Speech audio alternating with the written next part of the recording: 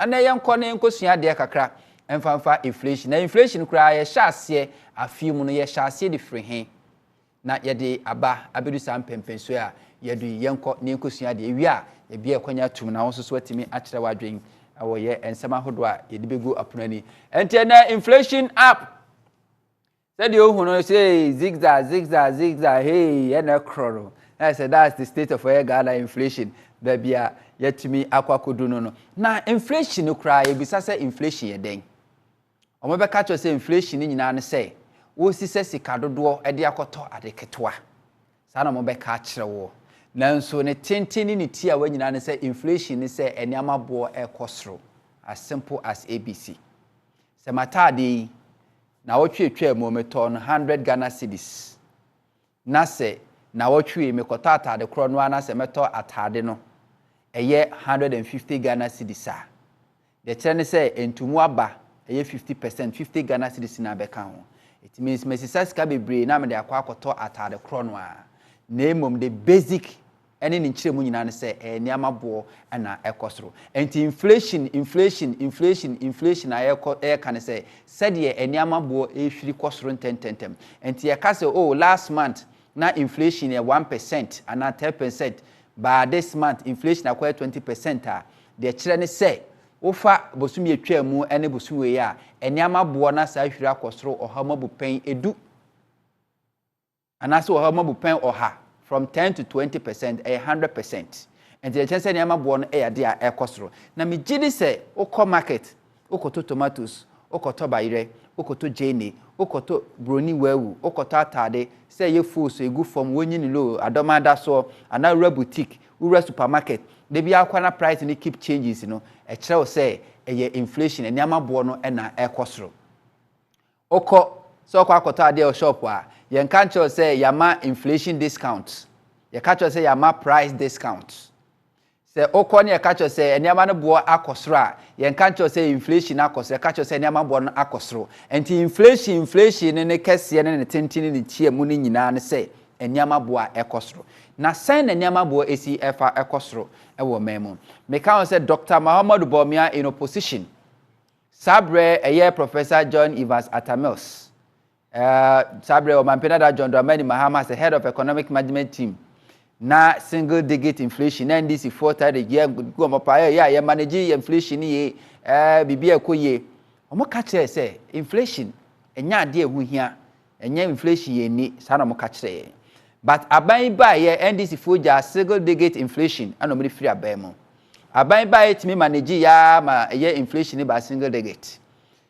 Ene inflation atwam double digit a chese kwa na ekosoro na ene dwumadi aye ba bedie ne be mo say inflation since 2021 inflation and remain the same that every month bia no ya dia inflation ekosoro. Dr. Muhammad Bawumia, the head of economic management team 2017-2020 4 years second term of MPP. Dr. Muhammad Bawumia still remain the head of economic management team ona etimi kire said obu nkuntama Ghana fo nyina etiase. Dr. Muhammad Bawumia sa ma yani daso Ebrahim MPP for ba bem no Dr. Muhammad Bawumia introduce the head of MPP and another Kokufuado economic management team obomudi ka say fantastic we no and make it fun or we opponent NDC na ene ebia na wunim economic management team enkrofo a manage the economy ye kasa economic management team omo tenase no mo ka o madwene pa ho so okay inflation dey na betia ye betima ni say ma inflation akofom ye cedi depreciation ye betima ni say ma netimi akofom ye di we hya ha na ye kofa to we ba na yi to we firi ho ye di we hye na atwe we be hyemu a Ghana for ba hi ha omo kakra eno na from economic management team na wan mo ne economic management team no yentie Dr. Muhammad Bawumia ebia abra no introduce om 2017 no wadwan sheda ankoso a ene yenko ne yenkuti Dr. Muhammad Bawumia ebra na o introduce the economic management team led by himself. When I look at the economic management team, it is quite clearly a fantastic team. Professor Jambafo, Dr. Akotose, Dr. Afriye Akoto, Honorable Alan Chiramanting, Boachi Ejaku, Ken Oforiata, Senior Minister Yao Osafo Mafu. What a solid team. In fact, can anyone remember the NDC economic management team?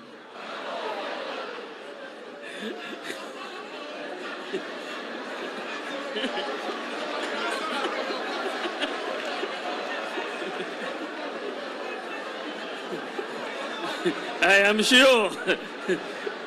sure they themselves cannot remember who their economic management team was.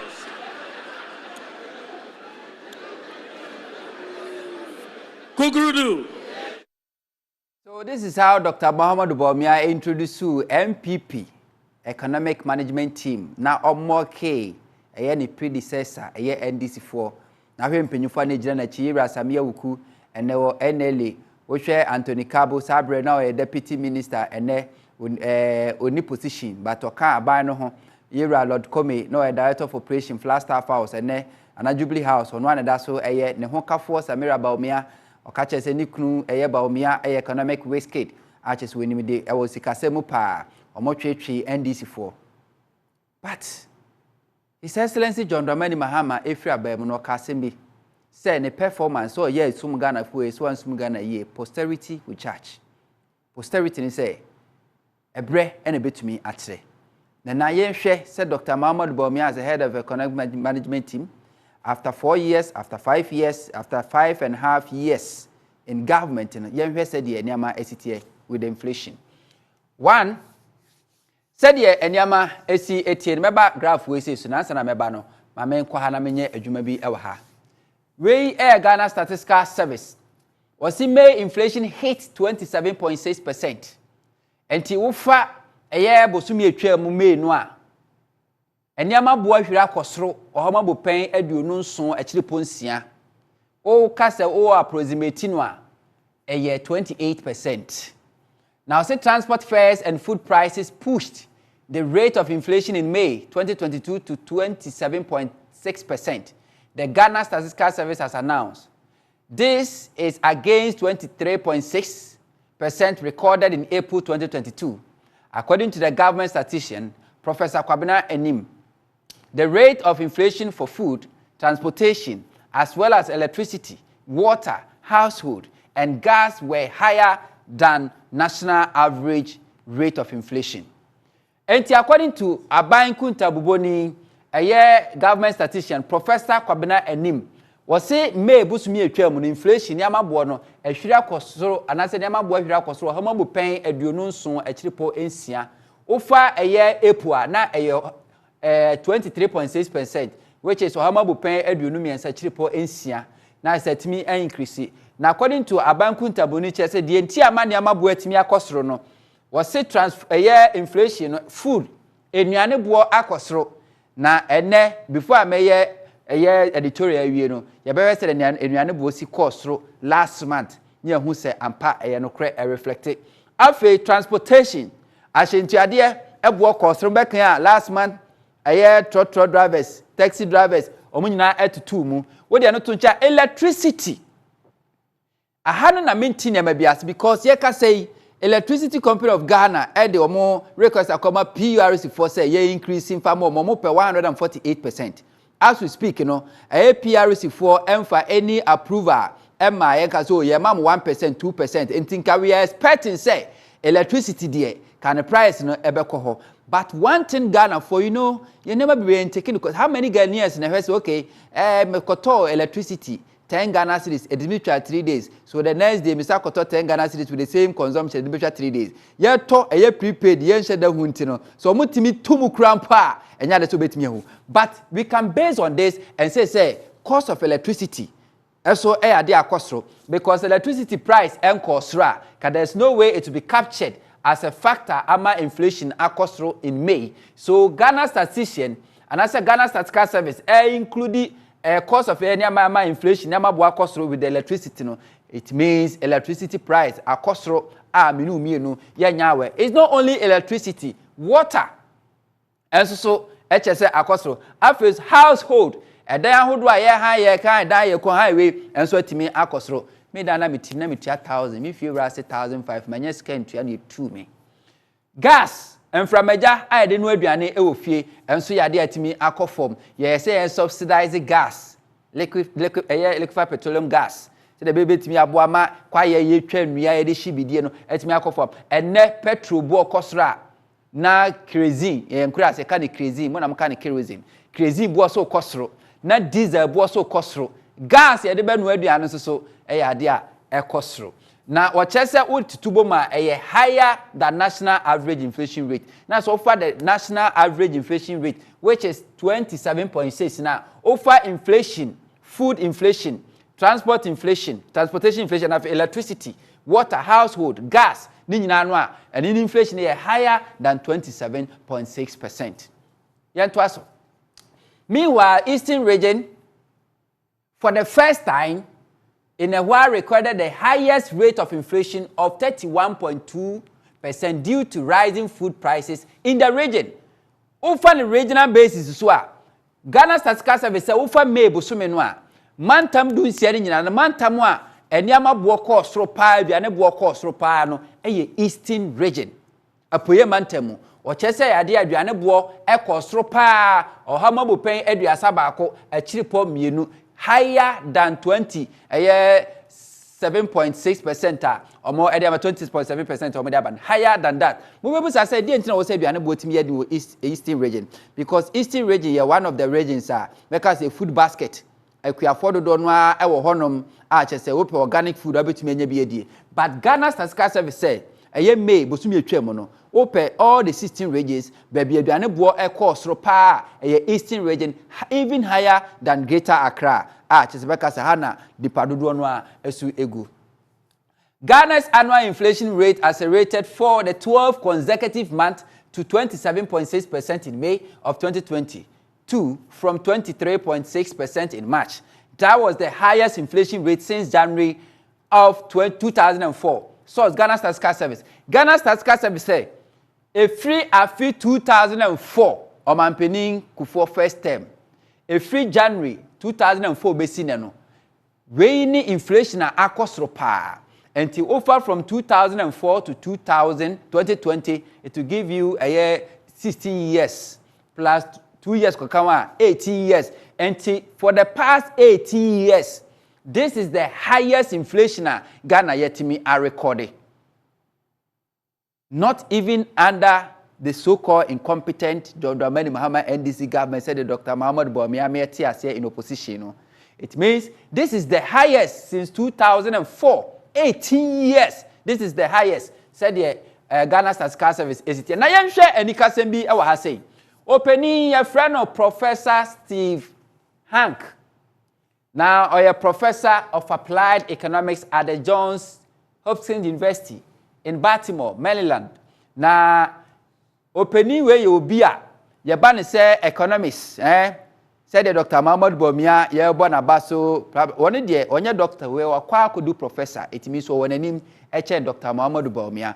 Now, I'm going to say he's also a senior fellow and director of the Troubled Currency Project at the Liberation Cato Institute in Washington, D.C., and co-director of the Johns Hopkins University Institute for Applied Economic Global Health and the Study of Business Enterprise in Baltimore, Maryland.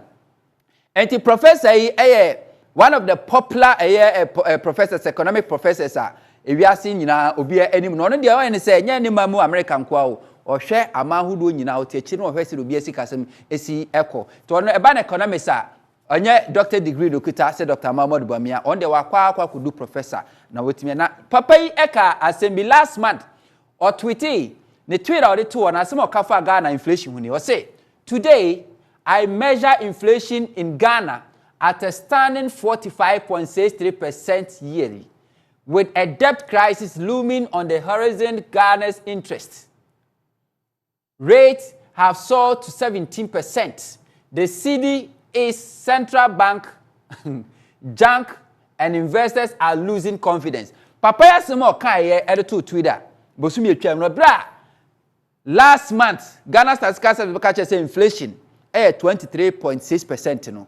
Professor of Economics, Professor Steve Hank, just say, as at May, no inflation, no inflation, the real inflation ono say yan panchire no 45.63%, double the figure Ghana Statistical Service ede ebreye no.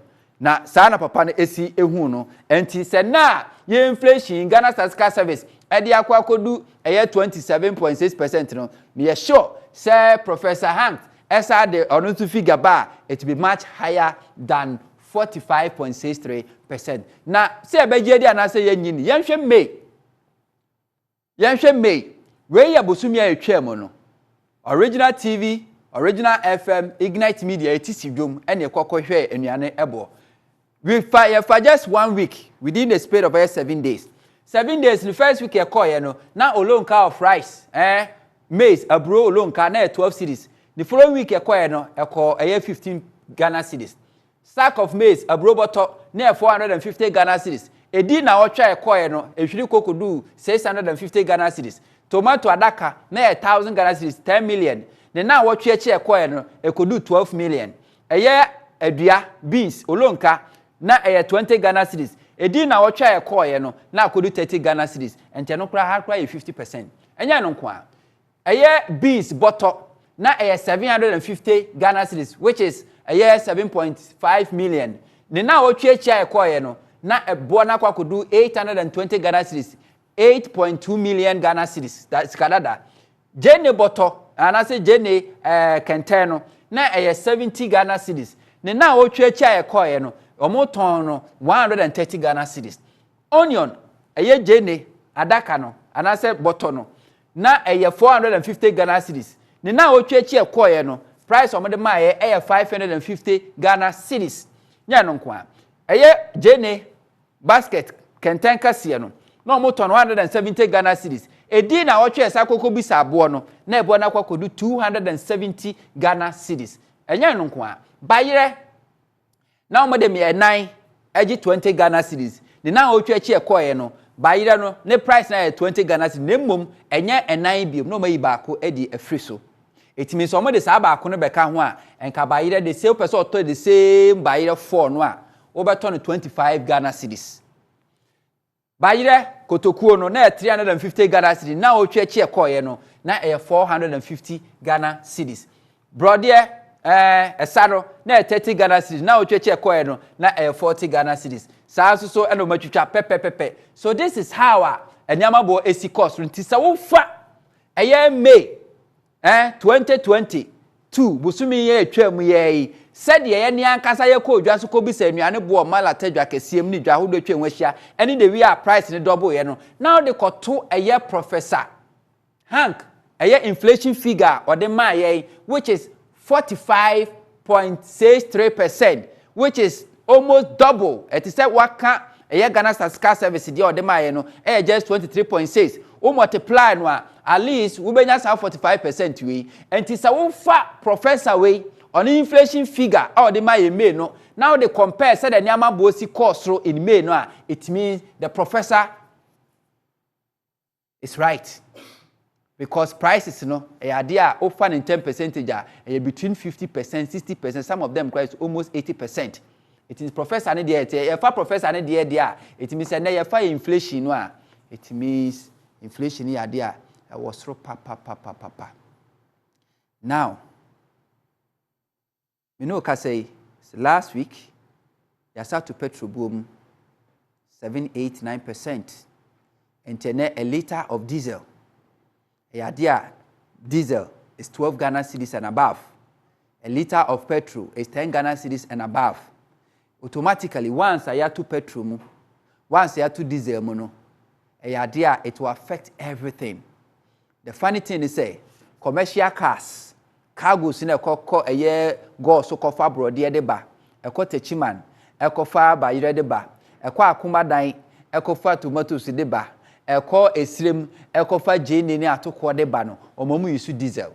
And it's a diesel born costra. Definitely it will affect ammonium and if it's sabre econo a idea and yama bo besa cost because automatically no a idea diesel bo and see idea ecostro. Now any customer say sans me ecosunyana no. Obebus say okay And yamani the enema koye because economic crisis here can after COVID-19 almost every country nye Ghana kwa. There were other countries that COVID-19 affect more dangerous than here there. US in Crawford we and Crawford ketwa. But they were able US 40 million euro ekwa de be check Ghana. Germany, Germany. I na me no kase me papa baako eye chairman David Botey. Was say Germany, the abana ye say nam say petrol bo agosro, gas bo akosro ntino. Abana ye ne say eye mo am fruit train. Ukuta sika o de ba Ghana sika mu a enka 34 Ghana cedis no. O de be fruit train for a whole month. And ti senka metenkra ha say na me 34 Ghana cedis a. Baby bia meko bia me fruit train no. Saa pepepe ne beji me because abana hu say petrol bo akosro na gas bo akosro nto de han on crofo. Germany etimi nya nro e de bi ma Ghana for free. Ama hodo ebo a during COVID-19 no na Germany so etimi eka ho bi. All these countries make us the COVID-19 affect omo papa. And none of these governments and omo ba bonte be promise omo crop say they know how to bring a collapsed economy back to life. Like your president assure Ghanaians during lockdown. A boss Ghana for your man penny share and say e ba no sebio nipa wa wudi ontimi mfa ne mankwam na emom sesi kasama tete apansam de wanim difo e wa namba mu a obetimi apegye sikasam e de agina ne nasuye e bo sha o mampani e de hye ni ene the question I want to ask ayemu say ho ne say COVID-19 akọ fom ya ene Ghana fo obi akra hye nose mask a obi are living a normal life obi are running normal business no yemisa say a measures ben and a bind the Gukwa and then Sakrayaba. 1 month ago, almost 2 months ago, President said we're reducing a year full allocation to a year government officials by 50%. You must say impact no at the same. Oman Peninsula or Montoka and free a year Amarone Mabio. You must say impact on ordinary Ghanaian Butomono at the same. Oman Peninsula in a Juma for and a swap for, but it will market to 30%. You must say impact no at the same. Are we feeling the impact? As it reduce the fuel prices, a year high cost of living, and Yamaboy cost no, at me a reducing ana. As you speak, we are Ghana, and Misa also a Ghana, say, a dear Nayabai a year, Tresse, petrol, bois, dear chan, dear say, a cost reno, a dear Nabana to my year, Tresse, and then put an eboy dear, a band is Shagua Quamwa, with China, petrol, bois, and costro. Because every 2 weeks, a year window, no mubiumwa, there be a tomb, and to petrol a tomb last week, you know. Don't imagine say one is going to remain. Next 2 weeks, petrol price or fuel prices will shoot up again. Because Bosumi Bakubia no petrol bo kosro emprenu. 2 weeks. And a 2 weeks beyond 1 more petrol bo na do because oh, these 2 weeks they revise fuel prices no. Ye inflation to ho, near the city depreciation at ho, na ye word market to ho no, petrol no, afedi akonachi 10%, 20%, and answer 1%. Almost every day, every week be a 2 weeks be a fuel price beba no, na a shoot na a costro. Yen share inflation, the way inflation as this government Nana Danko Dr. Mahmoud Bawumia are managing inflation for the past 12 months. Over 12 months. You see 2021. 2021 June. Where 2021 June. Now inflation is 7.8%. July, a cost could do 9%. August 9.7%. September 10.6%. October 11%. November 12.2%. December 2021. Inflation, ye diwie afeno 12.6%. Ye see afi 2022. Ye see mo no. January na inflation 13.3%. February inflation should do 15.7%. January, February, March should do 19.4%. April na 23.6%. And now me know kaseye May inflation akwa could do 27.6%. Until far from 2021, ebesi na me know kasa inflation enya dey say a drop it 1% and I impose 0.1% from 1st January and I say 1st June 2021 ebesi na me know kasa no inflation kwa na ekosoro. Until wa hwe say the graph no ha graph no ni so we we was in we was in ti ekwa na ekosoro se ya na enema bo esi kosoro. This is the price to say enema bo se esi kosoro se ya na esi ekosoro. But the question is say I keep asking myself these questions. Okay, enema koto fuel bo no kosoro. You say inflation. You say city depreciation. Okay. E dia na aban ya e kire say at least se fu abo no kra enkoso e betima stabilizing the amami. That's nothing. Does it mean say your head of economic management team and the entire economic management team are helpless? They can't do anything because for now they have proven without every reasonable doubt that they can't do anything. The whole thing is beyond them. They can do anything because Dr. Philip Addison, Ernest Addison, a Bank of Ghana governor. Now, much more kind of say inflation is baffling. Just say a brona training in TSS. And Dr. Philip Addison, it means because inflation a brona training in TSS. So it means one solution. As we speak, government has not been able to do anything since last year June, to even normalize or maintain inflation figures. Kwa nekosro. There's a likely event. Maybe I'm prophet of doom, but I'll be surprised. Say, yadi inflation, a year June busumia, ye womi, ebe kona we di inflation, beba na inflation are dropping. No. Osha trend in one is likely event, 100% likely event to say June inflation will be much higher than 27.6%. So, Dr. Mahamadou Bawumia, the fantastic economic management team, our tati and our sre wo kafo gina won chen sre bo mudi, what a fantastic team no. What is your use?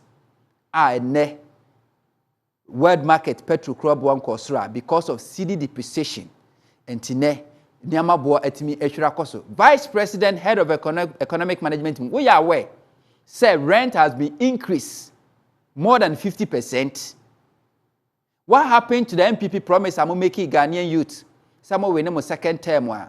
Mobile rent allowance to the youth. How far now? Vice President, we are aware. Said ne common food. Yeni ankasa yenu ane. Okoka yebeka choso Russia and tokwa NSA and iron rods edi free iron rods edi sit down do na free Russia and the wheat. How many Ghanaians need wheat? How many Ghanaians? Me, it can take more than 3 years. Wheat, me need wheat. But obi bedi, but how many Ghanaians and do wheat? He to just say they credible or my emo. And then enuane bo akosru jenne yen kran free Russia na deba. Beans yen kran free Russia na deba. Bayre yen kran free Russia na deba. O sa enuane ya mebobo si nyina da hai. Emu bia ni hono abro yen kran free Russia na deba. Any aircraft for Ukraine. Say any egu say nyina ye nuane a ye do ne ye ankasa ye memu. But over the food inflation, ye ankasa ye kro mu ga na nuane a ye dua no mpo a inflation bo no is even more than 50%.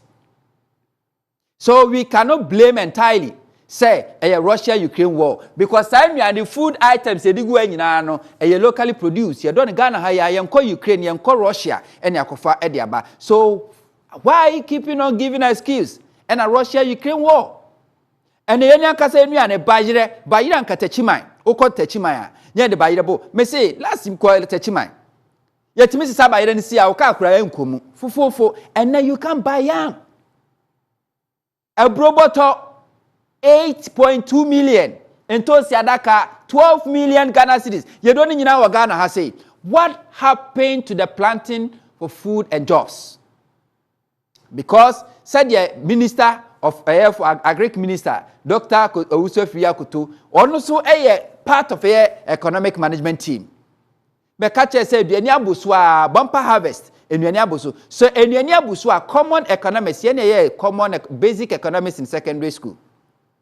Bekache say demand as exceed supplier. Omo penny amano edoso sene de wa ade ne bo kosro. But the supply exceed demand and neman conform. Just say the $100 is no more motion and neman bon cosro.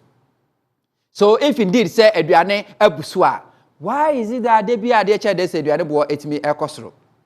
And ne projection cry eban say Ghana, we are likely to face famine. Because Chamber of Fertilizer or more coffer fertilizer they be free abine na abine aje no dey ma kuafo no omo abide omo ka over 400 million omo threaten say omo supply government of fertilizer biom abine so anya fertilizer it means ye nya bi mfa ma kuafo na kuafo do nuane ne etimi dia ba. So in the midst of all these challenges, can we be rest assured, feel secured, have even 1%, 0.2% in our economic management team, say, because and because I do call petrol boom since 2021, based in a petrol boom konechida. Almost every day, petrol boom is going up. And the basic cost, CD depreciation. CD depreciation is the cost. But our government seems helpless. So, Dr. Mahamudu Bawumia, where are the fantastic economic management team that you tout yourself with the year 2017? Where are they? What are you doing about this? Because now Mabejina American inflation 27.6%. Next month, Mabejina it will be more than 26%, 27%. Fuel price na make next week Mabejina price no ekosro. But the question will be say Omanpeni na Nana Dankwa you promised Ghanaians in the midst of COVID-19 say the only thing your government cannot do is to bring the deaf back to life. But bringing the economy back on track is something that you have the ability and you have the qualified personnel to administer to make sure say Mr. President, are you aware said the economic situation is getting worse and worse? We can't even buy fuel. Now, a senior minister, former senior minister, say we need use four-wheel driver Pakistan never saloon. As if say saloon need the sebi, you didn't show the begum and now they are corner. Any at saloon muso intimate to design. We can't buy fuel. We can't pay rent. School fees up, including government service. Government Nankasa service were increasing it by 15%. Port duties up. Everything Adebi Edisikato Ewa Ghana is up, including Baba and Okoyi Utikura is up. Economic management team,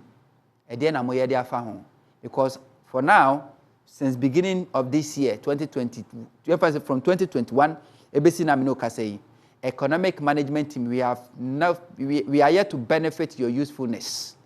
For now, ye humu sumfa so bia mu ye use less. It means more useful no is very less. With all this economic situation that we face, muntimi enchre one measure mu de ku ma chese ampa fuel price no yetimi stabilize no ye cedi depreciation yetimi stabilize no, but always we are paying them. Dr. Mahamudu Bawumia, where are the fantastic economic management team you introduced to Ghanaians 2017? Where are they? Are you happy about how this economy is being managed?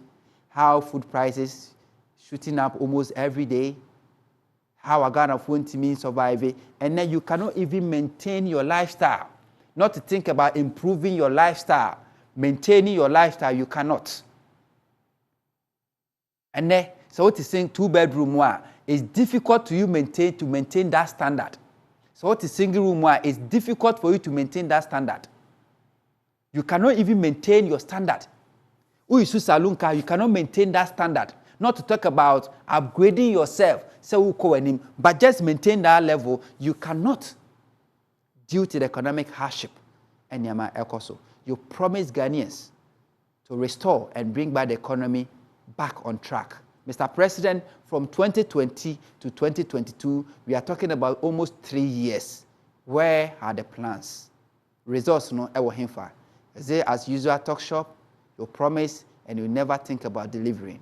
You always come back and blame it on COVID-19 and Russia war and then monkey pox also ABBA. And I'm very sure very soon our economic management team will find reason to blame the current economic hardship on monkey pox. Me did this among hunter, which I'm about me by and penny for her, a basin kunya, ya judging sans him.